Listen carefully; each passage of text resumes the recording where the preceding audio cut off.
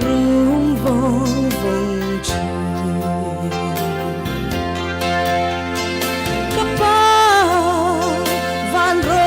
pui ami itsunga nang ma sunya kalau swal ta fa avwa ka katling zo to love ipoy ni turi kalau kire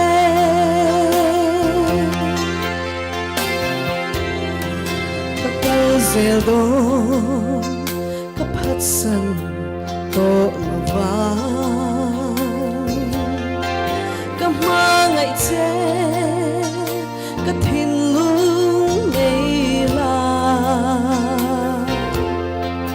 katan khovel kakeng beto kanun na cross katwang zel to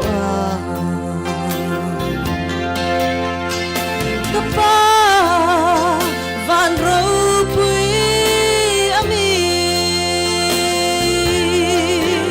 itsunga nang ma sunya kalau swal ta fa avwa pa katling zo to love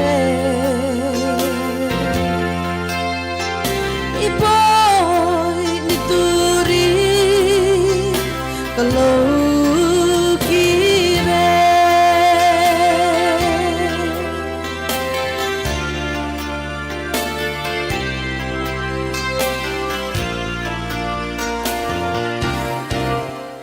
swal kong zoa